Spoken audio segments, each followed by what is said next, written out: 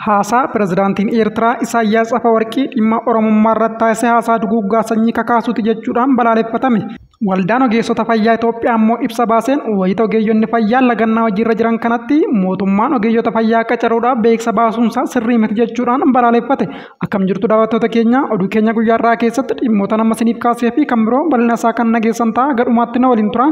Chaanalii keenya laayik, sheer, sabskiraayib gochaa irra hordofaa itti aansuudhaan gara bal'ina oduutti darba.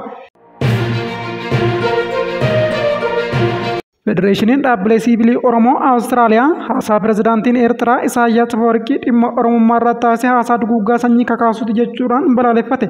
Federeeshinichi ibsarra caamsaa 30 bara 2025 baaseen haasaa pirezidaantiin Eertiraa Isaayyaas Afeworqii guyyaa walabummaa Eertiraa waggaa 34ffaa irratti taasise cimsee kan balaaleffatu ibse. Pirezidaant Isaayyaas haasaa kanaan qoqqoodinsa jeequmsaa fi waldhabdee saboota gidduutti kakaasuuf yaalee jira kan jedhe Federeeshiniin dhaabbilee siivilii Oromoo Awustiraaliyaa hunda caalaa wanti hamaan hawaasa hidda seemii fi kuush walirratti kakaasuuf yaaluu isaatii jedhe. Oromummaa akka ilaalcha siyaasaatti dhiyeessuun uummanni Oromoo diina biyyasaa fi gareewwan seem godhee dhiyeessuun isaa kan balaaleffatamu ta'uusaas Federeeshinichi beeksise. Haasaa kana yakka sadarkaa idil addunyaatti waliigaltee konveeshinii ibsaa fi adabbii yakka duguuggaa sanyii darbee yakkichi akka raawwatamuuf haasaa akka kaasudha jennee amanna jechuudhaanis Federeeshinichi beeksise. Federeeshiniin dhaabbilee siivilii Oromoo Awustiraaliyaa hawaasni idil addunyaa dhaabbanni mootummoota gamtoomanii gamtaan Afrikaa fi IGAD sochii mootummaan Eertiraa nagaa fi tasgabbii gaanfa Afrikaa jeequuf taasisaa jiruuf itti gaafatamaa taasisuu qaba jechuudhaanis akeekkachiise. Oduuttaanuun waldaan ogeeyyii fayyaa Itoophiyaa bakka ogeeyyonni lagannaa hojiirra jiranitti beeksisni qacarrii ba'u akka dhaabbatu gaafate. Waldaan ogeeyyii fayyaa Itoophiyaa lagannaa hojii hojjettoota fayyaa guutuu biyyattiitti argamanii gaggeeffamaa jiru wal qabatee mootummaan bakka ogeeyyiin fayyaa gaaffii kaasaa jiran beeksisa qacarrii baasaa jiru hatattamaan akka dhaabu gaafate. Waldichi ibsa caamsaa 30 bara 2025 baaseen ogeessonni fayyaa waggoottan dheeraaf karaa seera qabeessaa fi karaa nagaan gaaffii isaanii kaasaa kan turan ta'us furmaanni qabatamaan akka hin kennamne yaadachiise. Akka waldaa tokkootti ibsa kanaan dura baasaa tureen gaaffii haqaa fi nagaa qabeessa kana deeggaraa akka turee fi mootummaan deebii sirrii akka kennu yeroo baay'ee irra deddeebiin akka gaafates ibseera. Haa ta'u malee deebii gahaan kenname tokkollee waan hin jirreef ogeeyyiin fayyaa hojii dhaabuuf akka dirqaman eeruun kunis hawaasa bal'aa irratti rakkina adda addaa fiduu ibse. Itti dabaluudhaanis dhimmichi ammallee furmaata sirrii akka barbaadu ibseetu jira.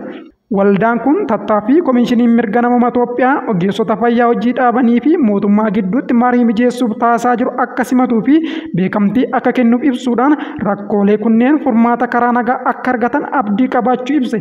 Waldaan ogeeyyii fayyaa Itoophiyaa komishinicha waliin walitti dhufeenya qabu akka itti fufuu fi cimsu kan ibse yoo ta'u, lagannaan ogeeyyii fayyaa kun gaaffiiwwan karaa barbaachisaa ta'een furuu dhabuu irraa kan mudate akka ta'es irra deddeebi'uudhaan ibse. Ibsi kunis marii sadarkaa duraa miseensota sosochii ogeessota fayyaa Itoophiyaa fi ministeera fayyaa gidduutti taasifame hordofeetu ba'e. Marii kana keessatti ogeeyyiin marii idilee osoo hin seeniin dura waa'illan keenya hidhaman hiikuu dabalatee haalduree 4 kaa'aniiru.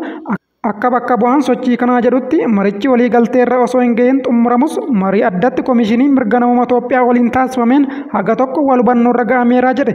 Waldaan ogeeyyii fayyaa Itoophiyaas hojjettoonni fayyaa yeroo ammaa himannaa yakkaa uumamee fi shakkii sababa hin qabneen hidhaman jedhe guutummaan guutuu fi haalduree tokko malee akka gadhiifaman gaafate. Hidhaan akkanaa mirga gurmaa'uu fi gamtaa uumuu kan sarbu akka ta'es ibse. Kana malees tarkaanfii hojii irraa ari'uu bakka ogeeyyii fayyaa lagannaa irra jiranitti beeksisa qacarrii baasuu akkasumas doorsaa fi sodaachisa tattamaa akka dhaabbatu gaafate. Waldichi furmaata hiika qabu deeggaruuf qaamni hordoffii bakka bu'oota waldaalee ogummaa hunda miseensota waldaalee siivikii fi qondaaltota mootummaa irraa walitti dhufe raawwii waliigalteewwan mariitiin irra gaaman akka to'atu akka gurmaa'u yaada dhiyeesse. Ibsichi gaaffii hojjettoonni fayyaa waggoottan dheeraaf kaasan mariin furmaata argachuu akka qaban yaadachiisuudhaanis xumurame. Oduuttaanuun konkolaattonni fe'umsaa gara Tigraay imalaa turanii fi naannoo Affaaritti dhaabbatan akka gadhiifaman mootummaan naannichaa gaafate. Konkolaattonni fe'umsaa qabatanii karaa naannoo Affaariin gara Tigraayitti imalaa turan sababa hin beekamneen naannoo Affaaritti akka hin sochoone dhorkamuu isaanii mootummaan naannoo Tigraay beeksise. Kanaafis mootummaan federaalaa furmaata akka kennu gaafate. Ejensiin daldalaa fi sanada bulchiinsa yeroo naannoo Tigraay xalayaa ministeera daldalaa fi walitti hidhaminsa naannawaa obbo Kaasahuun Goofee barreesseen konkolaattonni fe'umsa gara naannoo Tigraayitti geessan dhorkamuu isaanii beeksuun ibsa akka kennamus gaafate. Ejensichi xalayaa kana keessatti konkolaattonni meeshaalee adda addaa fe'anii naannoo Tigraay fiduudhaan imalaa turan naannoo Affaaritti caamsaa 18 bara 2017 irraa eegalee buufata sakatta'iinsaa magaalaa Sardootti akka hin dabarre ugguramuu isaanii maddeen garaagaraa irraa dhaga'uus ibse. Egaa daawwattoota keenya oduun sa'aatii kanaaf isiniif qabadhe kana gammaatti hordoftanidha. Sa'aatii muraasa booda oduu biraan walitti deebinutti nagaan turan.